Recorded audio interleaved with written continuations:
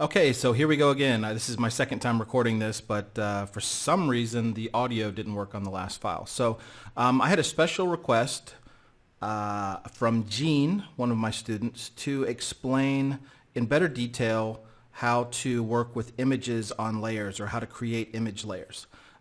So basically what I'm going to do, right now you can see that I have Photoshop open. I haven't done anything with it yet. There's no file open or anything. So the first thing that I'm going to do is go up to File, Open, and as you can see over here, you can just do Control O. So let's just do Control O.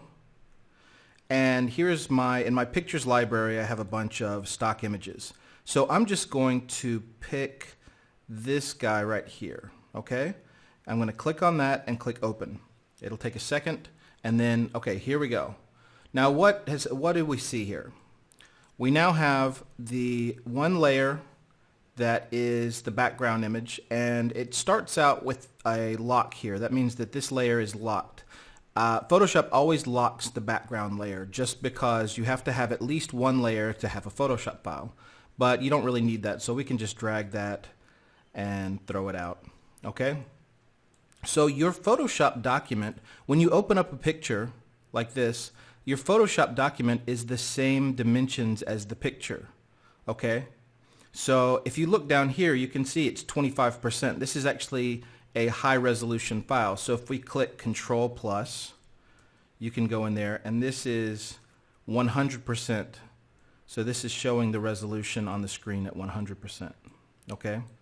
And that means that, for example, if you have a picture that's 300 dpi, dots per inch, that means that when you print, the actual resolution of the image is going to be higher than that of your monitor. So if your monitor is 72 dpi, which most of these monitors are,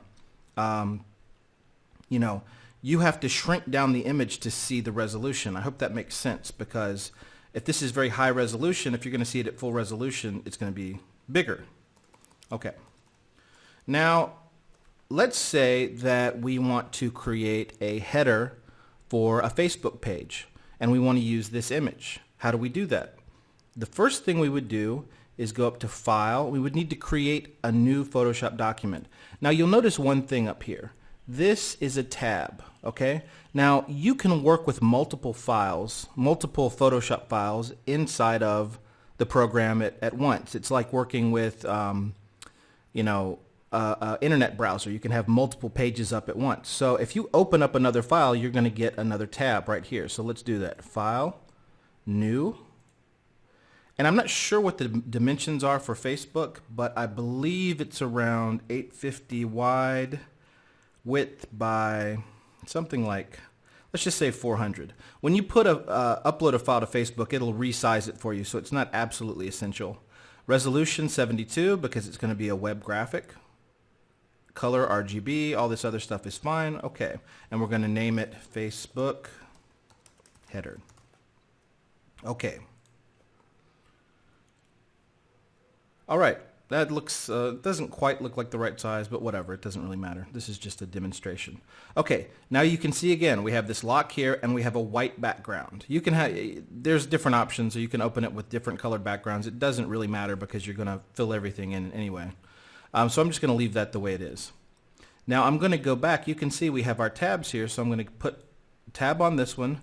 Now I'm going to left click with the mouse and drag this over. Now if this was locked over here, you couldn't do this, but now you can drag it, and I'm going to drag the mouse up to this tab, and now you can see it changes to the other document, and I'm going to pull it down, and now you can see that this image is on layer 1, and you still have the background. If you click on the eye, you'll see the background. But what you'll notice now is that this picture is fairly small, okay, because this is 100% resolution. So what I'm going to have to do is hit Control T, and I can scale back hitting Control minus, minus, minus, minus, minus, minus. Okay, and you can see how much bigger that image is than the canvas that we're working on. So I'm going to go up here to one of the handles. You can see when I grab the handle, you can see the arrow changes. And I'm going to click on that and start dragging it towards the middle. Now if I hold my hand on Shift and Alt, it will make sure that the image doesn't distort. It stays the same dimensions, the same height dimension by the same width dimension. Okay, so I'm actually just clicking on Shift as I do this. And you can always, you know, as I've said before, you can always just hit Shift, Control, and Alt. They give you different options within the same tool usually. So now that it's this size, I'm going to click Enter. There we go. And I'm going to click Control plus, and get this to 100%. And now I can move this picture around. Okay? There we go. I think that looks decent. You always want to make sure that you don't have distractions. Like I would call this tree kind of a distraction, and this is kind of a distraction. So let's Control T, make it a little. You never want to make something small then bigger, but just for the sake of time. And another quick rule, whenever you're working with photos, you want to use the rule of thirds, which means there's an imaginary line here, an imaginary line here, and then 3 lines across. Okay? So if you do three. You want to do 3 lines across, then 3 lines horizontally, 3 lines vertically. So you want to generally try to either put your horizon on the bottom line here or put it up like this on the top line here. Okay? Just a quick tip. All right, now we have this image layer, and we can bring in more images if we want, okay? And let me show you another option. I'm going to go to a website. One of my favorite websites for getting free images is called freeimages.com. So let's go to that. Here we go. freeimages.com. And I'm going to put, let's just say, I'm going to search for a dramatic sky. There we go. And you actually have to be a member here. So here's, but just go ahead and do that, and it gives you all these different photos. Always make sure that look on the copyright for these images to make sure that you're using an image that's free to use, but most of these are free. So let's just pick out some, okay, let's click on this guy, and now it's going to give us, when we click on this, like see, it says standard restrictions apply, so you can use it. I'm going to click on it, and it's going to download this gigantic image in my browser. Now all I have to do is right click, copy image. Now I can close this, go back, click on my document. You don't even need to create a new layer, and just click Control V, and it's going to drop that new image into your picture. Okay, so now we have these 2 pictures on top of each other. We're going to do the same thing with the picture on the top. Control T. Let's go back. Resize that, make it small. There we go. All right. And now we have these 2 images sitting on top of each other. You can move this one, you can move this one.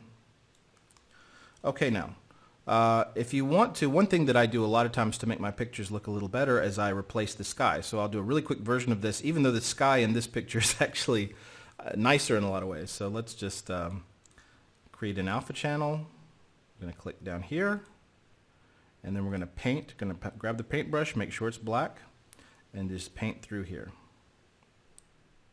And we can hit the curly brackets right and make our brush small, and start just kind of making sure that the buildings don't have anything. There we go. And that, I mean, this is just down and dirty kind of quick, but you can see we've added a little bit of sky there.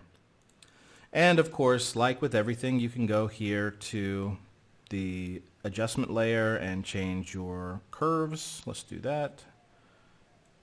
And that'll adjust everything. And one of the things that works really well is to put adjustment layers over a series of different images, and it starts making everything look like it's from the same picture. A big thing in Photoshop is blending and making sure everything looks like it has this, that it was taken in the same picture, that it's not sticking out. I'm going to do my little yellow thing here, and then I'm going to desaturate this a little bit. Hue saturation, just take down the saturation a little bit. Okay. And then we could put some text on top of that. Let's do another layer.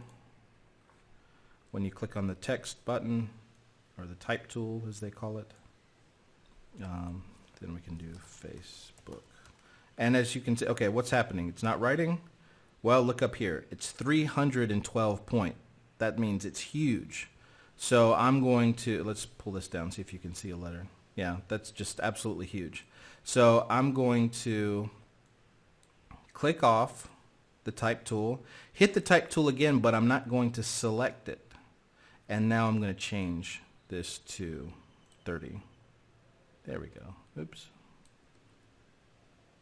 Does that make sense? Let me do that again real quick, even though we're not talking about the type tool. But whenever you want to edit all the text that's on a layer, I'm going to select off that. Okay, let's select on this layer. If you select this, then whenever you select individual parts of the text, let's say you want to change the F to a larger font, and 46. Okay, now the F is big.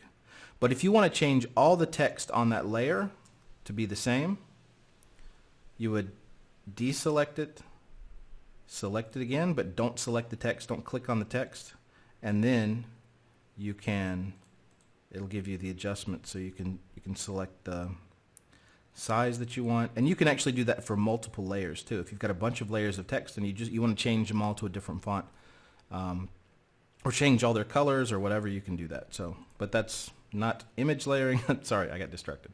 Okay, so here we go. Those are the two main ways. And also remember, if you're, let's say we're editing this image again. Let's go back over here. I just clicked on the tab up here, and I'm going to hit Control-Alt-Z, so it goes back to the middle, back to where it was. If I have, let's say I want to do the adjustment layers over here. So I'm going to do curves and boost up the, let's see, just play with it a little bit over here, make, change my colors a little bit. Okay, now I've got that adjustment layer.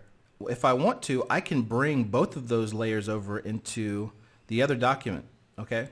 And this is something that's really pretty powerful. You can, and even if you've got a bunch of adjustment layers, let's say you've got that, and then you want to desaturate it a little bit. So let's desaturate, where is that?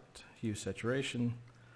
Desaturate it just a little bit, and then you want to, who knows, we're going to change, let's do the color balance. We'll do the color balance, and we're going to take all the shadows and make them kind of bluish, and then we're going to take the highlights and make them more yellowish.